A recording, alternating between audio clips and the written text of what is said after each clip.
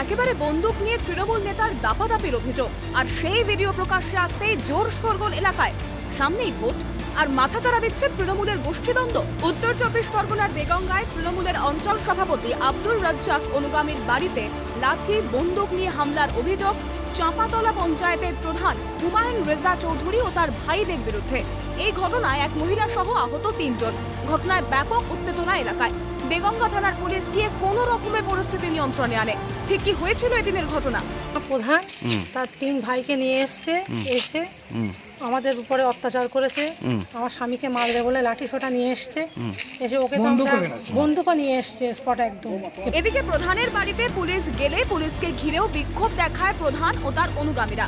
চাই পুলিশকে এর আগে একাধিকবার বলেছি, এই সন্ত্রাস এই বোমাবাজি যারা করতো পুলিশ কোনোদিন ভূমিকা দেয়নি, এবং আমার কাছে লিখিত কমপ্লেন আছে।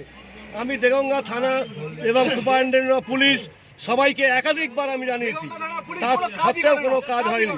একেবারে তুমুল দ্বন্দ্ব তৃণমূলের অন্দরে, কিন্তু তার পরিণতিতে একেবারে অস্ত্রের দাপাদাপি। ভোটের মুখে এখন ছবি বাংলায়।